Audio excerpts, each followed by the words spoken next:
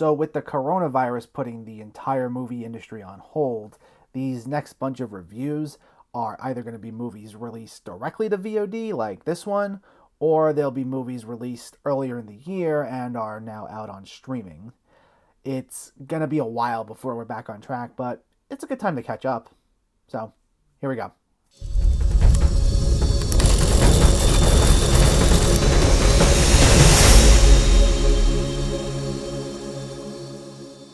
Big Time Adolescence focuses on a teenager named Mo, played by Griffin Gluck, who, despite his parents' wishes, spends his days hanging out with Zeke, played by Pete Davidson, a slacker who deals drugs and hangs out on his couch all day. And while Mo idolizes Zeke, his self-destructive behavior begins to rub off on him as the two begin to hang out more and more. This film debuted at Sundance in January of 2019, and it received a fair amount of praise there. Hulu picked it up shortly afterwards and didn't release it until just recently, just over a year later. The most notable thing about this movie is that it's the first starring role for Pete Davidson, which actually kind of surprised me when I first realized it. I'm used to hearing about him all the time from Saturday Night Live and his stand-up routines, and I knew that he was in other movies before this, so I kind of just assumed he already had a starring role in something. But upon further looking into it, yeah, I realized that all of his other movie roles were just supporting parts or cameos in other movies. This is the first time he's a real consistent presence throughout the movie. And after having seen this, I can say this made for a nice first starring role.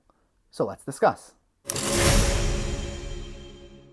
At the core of this movie is the relationship between Mo and Zeke, and while Mo is the primary focus of this movie, I like that this takes the time to focus on Zeke's character as well. A lot of times in these coming-of-age stories, the mentor character gets a decent amount of screen time, but there's really only one or two major scenes that focuses on how much of a broken individual they are. But it's the fact that Mo idolizes Zeke, despite the fact that he's so broken, that drives a lot of this movie's plot forward. It's not like he's just this therapist-like character who Mo just keeps going back to whenever things don't go his way. Zeke makes a lot of bad decisions and only thinks within his own bubble, and even though he legitimately cares about Mo, he doesn't necessarily give him advice that pertains to someone who's as shy and awkward as he is. He gives him really bad dating advice, like how much time he should be spending with this girl who he's interested in, and it ends up screwing up a potential relationship. He tries to get him to not care about what his parents think, even though he tends to forget that Mo actually has to go home and deal with his parents for defying their word. A lot of great drama comes from Mo following Zeke's reckless advice. Both Griffin Gluck and Pete Davidson work great together. They're both variations of their personas in other roles. Griffin Gluck is more of an awkward, everyday suburban kid, similar to how he was in American Vandal, for example, while Pete Davidson takes on the more blunt, brash persona that you see in his stand-up routines, in his SNL appearances, and even when he does interviews. It makes for a fun pairing. These two get a lot of good laughs together, Pete Davidson especially. While a lot of the advice ends up being to Griffin Gluck's detriment, a lot of the more harmless advice ends up being pretty funny. A lot of it tends to revolve around bodily functions and other things that you consider lowbrow humor, but Davidson's nonchalant delivery and naturalistic energy makes some of the jokes a little hard to resist. I think one thing that I can also really appreciate about this is it can be very sweet, especially as we get to explore some of the other relationships these two have. There's a look at both their dating lives, as well as a subplot involving Mo's relationship with his father, here played really well by John Cryer, but it's never clean cut. Obstacles will be placed in these characters' paths,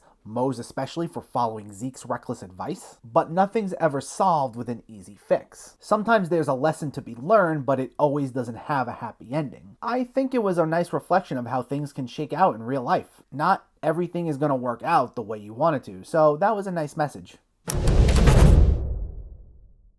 I don't know if I'd say this is a movie with a unique voice per se. When you watch it, you'll see it has the look and feel of every other indie coming-of-age movie out there. It's filled with shots of characters just reflecting on a situation, and it'll be accompanied by some soft indie folk music. The color palette will have this dreary feel that you see in some other coming-of-age movies. Even some of the setups feel very been there, done that. Zeke constantly surrounds himself with some really oddball characters who are really well-meaning. So they accept Mo with no problem, and there are all these cheesy lines with them welcoming him with open arms. But, you know, they're loud and they say all these inappropriate things. It just leads to some pretty unfunny setups every so often, where the joke just revolves around around these two characters being opposites. There's a scene where Mo and Zeke are in their car, for example, with one of Zeke's friends, and he's doing this painfully bad sing-along to DMX's Up in Here.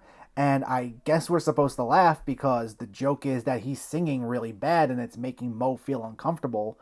But the delivery is just so awful that we're cringing just as much as he is. I'd also say John Cryer's subplot as the father doesn't start off that great. For most of the movie, he comes across as this annoying helicopter parent who just questions every little move his son makes. And because of that, we really don't care much about him at first. It isn't until the second half where his character is explored a bit more and his motivations are cleared up that he gets better. In fact, I'd say this movie gets a whole lot better in the second half in general. I think as all the subplots start coming together, that's when the story gets more interesting. For the first half of the movie, while it's very funny and entertaining, it's just a bit aimless story-wise.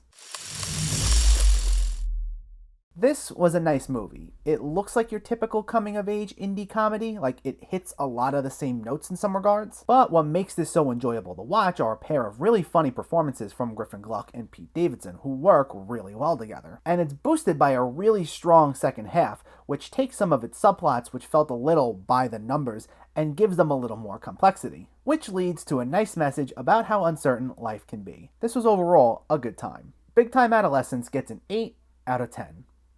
The coming-of-age comedy subgenre has had some nice entries in the last few years, and this is another solid addition. And it was a great first starring role for Pete Davidson. I'm looking forward to what he has coming up next. But let me know, did you see Big Time Adolescence, or are you planning to see it, and what were your thoughts? Did you find it funny? Did you find the story to be a little too more of the same? And what's one of your favorite coming-of-age movies? Let me know in the comments below, and as always, if you like what you see, please make sure to hit that subscribe button. Thanks for watching, guys, and I'll catch you next time.